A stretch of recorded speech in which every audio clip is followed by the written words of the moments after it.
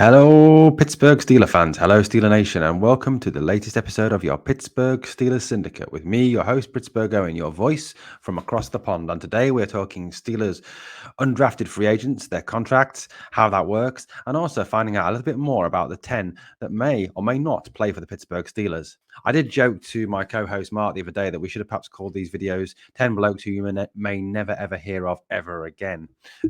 That's a little bit about obviously these free agency guys. Now, there are obviously 10 free agents, undrafted free agents that the Steelers have signed to contracts, as I mentioned in my last video. Those 10 guys, just a reminder, are offensive tackle Jake Dixon out of Duquesne. Satisfy some who were complaining about my pronunciation the other day. Running back Matteo Durant from Duke, defensive tackle Donovan Jeter from Michigan, offensive outside linebacker Tyree Johnson from Texas A&M, a school that the Pittsburgh Steelers seemingly love. Outside linebacker TD Moultrie from Auburn, offensive guard, stroke tackle Chris Owens from Alabama, cornerback Chris Steele from Southern California, offensive tackle Jordan Tucker from North Carolina, running back Jalen Warren from Oklahoma State, and cornerback Bryce Watts from UMass. Now, the biggest name amongst these at this moment in time seems to be someone called Matteo Durant. Here is Matteo Durant, running back out of Duke. Now, Matteo Durant is someone who the Steelers have given their largest undrafted free agent running back contract ever. He's 6'1", 200 pounds, and has over 1,200 rushing yards and 9 touchdowns for the Blue Devils this year. He also ran a 4.38 40-yard dash at his pro day, so he's not exactly slow. In fact, I was listening to Locked On earlier, and Chris Carter happened to mention that watching a lot of the ACC this year, Duke's offense went mainly through Durant. Durant was an essential part of the Duke offense this year. In terms of his contract,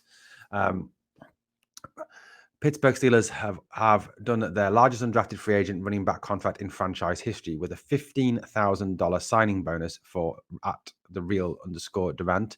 Deal was negotiated by at Agent Grady. Steelers' longtime policy is not to do base salary guarantees for undrafted free agents, just signing bonuses. In fact, Durant's 3-year contract will be worth a total of $2.575 million. His salary cap charge in 2022 should be $710,000, but only $5,000 of Durant's contract will enter under the Steelers' Rule of 51 number and count against the current salary cap. If you're not sure what the Rule of 51 is, the Rule of 51 is this.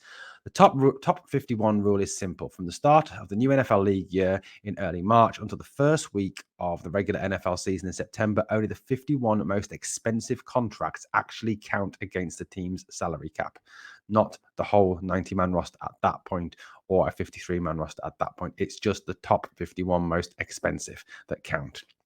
So what else do we know about Matteo Durant? And obviously why there are such high expectations for this young man. Now, I know in the past, the Steelers have given big contracts out, as they did last year to the guy who was the relation to Darrelle Revis, who obviously didn't work out for us and I think ended up in Detroit.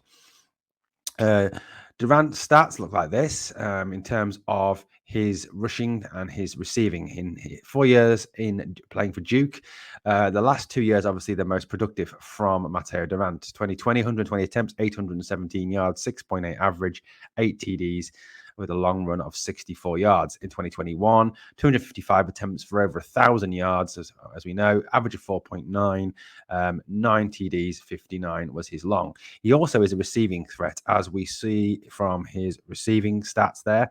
In 2020, he had 12 receptions for 107 yards, 8.9 average, and a touchdown. In 2021, there was again a big leap in his production with 27 receptions, 256 yards, 9.5 per reception, which is pretty good for someone out of the backfield, and 2 touchdowns. Matteo Durant is clearly someone who, if he can work out for the Pittsburgh Steelers as a running back and on special teams, he could actually, I think, become a very useful backup to Najee Harris, given the ineffectiveness of Benny Snell and Ant McFarlane and the fact that Kalen Ballage is no longer obviously on the roster and was an unrestricted free agent. Now, the Steelers obviously signed that second guy, the second running back, Jalen Warren, running back out of Oklahoma. Here is Jalen Warren. Jalen Warren is 5'8", 204 pounds. He is from Salt Lake City, Utah. He went to Oklahoma State, as I've said. He was a standout in his senior year. Before he was with Oklahoma, however, he did spend 2 years in the Utah program before transferring in the transfer portal to Oklahoma. He has a career record of 256 carries for 1,216 yards and 11 touchdowns. Warren is felt to be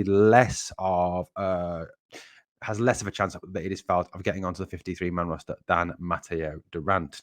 So there's 2 running back possibilities there. And given the fact that the Pittsburgh Steelers didn't draft a running back and did not sign any running backs in free agency, there is obviously a strong likelihood, therefore, that they could well move and put one of these two, if they succeed in training camp, as a running back and also on special teams, which is a vital role for our backup running back to perform.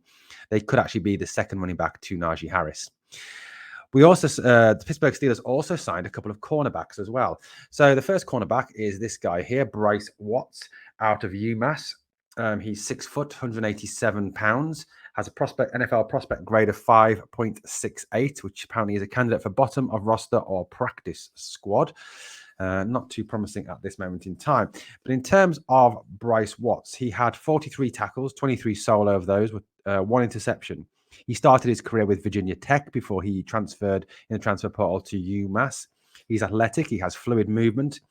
He has above average burst speed, and he is very aggressive in the tackle. So he's, again, someone who may or may not go in as a depth piece or could come on to be a special teamer in this Pittsburgh Steelers 2022 season. The second cornerback, is a guy called Chris Steele. Here is Chris Steele. Chris Steele is out of USC, obviously a good school. He is a junior. He is 6 foot, 187 pounds, 31 and 1/8 arm, 8 3/4 inch hands, and has a prospect grade again of 5.6. So what do we know about Chris Steele?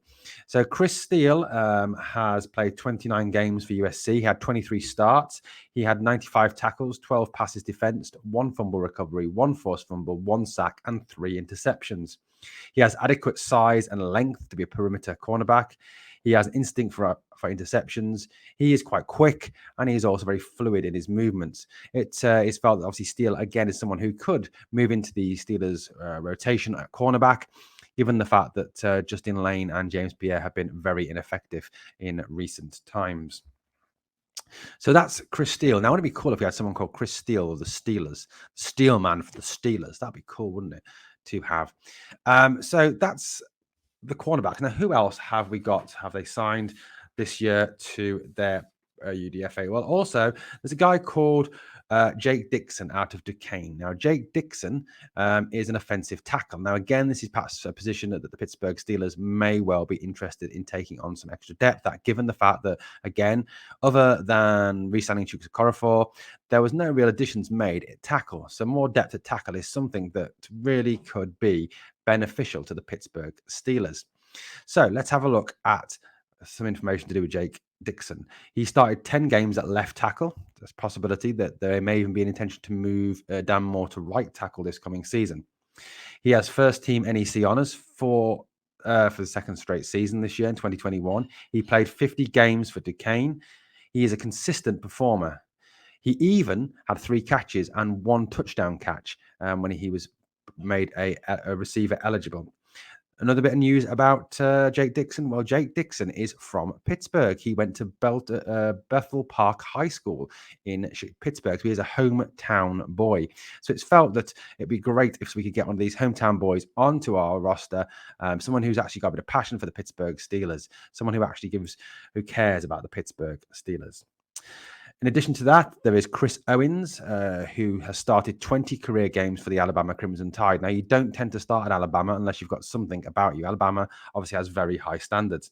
He played 12 games as a right tackle, and he played 1 game as a center. He is very flexible in his way he can play all along the offensive line, including at guard. He was part of a very solid Crimson Tide offensive line and has signed a 3-year deal with the Pittsburgh Steelers. Chris Owens' contract is looking something like this. I'll just find my statistic. If I've got it here, where is it? It's missing at the moment.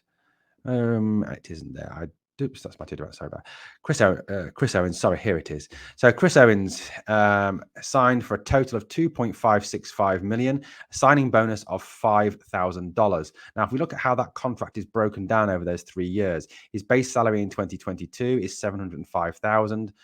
His signing bonus that year is $1,666,000. No workout bonuses, no roster bonuses. The cap charge on that would be $706,666. Part of the signing bonus would have to count in with that cap charge. That's where counts for the signing bonus added to the salary.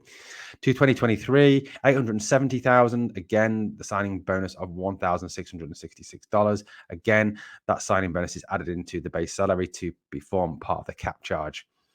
2024, $985,000, and again, this time $1,668 signing bonus. Again, those two are added together to give a cap charge of $986,668 for Chris Owens. But again, very cheap in NFL terms. This guy wouldn't be looking at millions of dollars like some of the top tackles are, some of the top guards are. He could be a very useful depth piece for the Pittsburgh Steelers.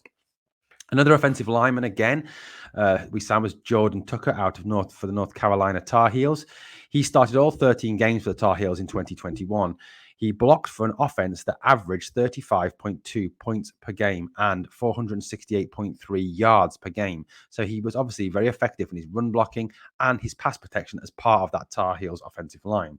In total, he played 45 career games for the Tar Heels. And apparently, according to some of the draft network stuff that I've read and the NFL.com things that I've read and draft analysts reports that I've looked at, he actually is a very good prospect. He's someone that could really come in and do a job for the Pittsburgh Steelers this coming season. Jordan Tucker's total contract again is worth $2.575 million with a signing bonus of $15,000. As you can see there, the figures are for his salary. His salary is designed to rise season upon season. In 2024, it gets close to around about $1 million. So again, there are expectations for this boy to progress and to get better and become part of the team. So interesting times there with this Jordan Tucker. Moving on from Jordan Tucker, of course, we have outside linebacker TD Moultrie. TD Moultrie, again, his contract looks something along these lines: $2.567,500,000, signing bonus of $7,500. That's quite a high signing bonus. Again, his base salary rises year upon year. His signing bonus remains consistent at $2,500. And you can see his cap charges there on the right-hand side. But again, his dollar base salary rises year on year, showing again that the Steelers are expecting this boy to progress and to get better. He could form part of a useful rotation and be a useful depth piece that we could bring in to help spell Alex Highsmith and TJ Watt, as we need to manage their snaps this year, particularly the snaps of TJ Watt, as we need to keep him fit for the whole season. In addition to that, we've obviously got defensive tackle Tyree Johnson, who played 12 games for his college. He started 9 of them in 2021. He finished the season with 31 tackles, 8.5 sacks. He has a career total of 18 sacks for Texas A&M. That's, again, a school that Pittsburgh Steelers seem to like recently in terms of them drafting Buddy Johnson, for example, and DeMarvin Leal, Dan Moore Jr., all from that Texas A&M school. Again, Johnson is someone who's an interesting prospect on that defensive line and could be someone who comes in as a depth piece this year or stays on the practice squad moving forward, given the fact that we already have a very substantial number of people for the defensive line if Tuitt and Alualu return fully fit. Last one there to look at is Donovan Jeter. He's a three-year player out of Michigan. He had 37 career games, but only started 4 of those 37 games at defensive tackle. Career-wide, in 2021, he had 24 tackles, 2 tackles for a loss. So less of an expectation on Donovan Jeter to come through, but has come through a good program in Michigan. So you can see here how the contracts are structured, the fact that the rule of 51 counts for some of these guys, and there are some very promising prospects. Now we've done a bit more research, a bit more diving into the reports on these guys. People like Matteo Durant, Chris Steele, TD Moultrie, Jordan Tucker are all very promising prospects that could actually play a part this season as depth pieces, and then in the long term, who knows, for the Pittsburgh Steelers. It's worth noting that there are actually more undrafted free agents in the Hall of Fame than first-round picks. Who knows, guys? This could be one of them. Donnie Shell was one, for example. So, guys, hope you've enjoyed the content. Hope you found it useful and interesting.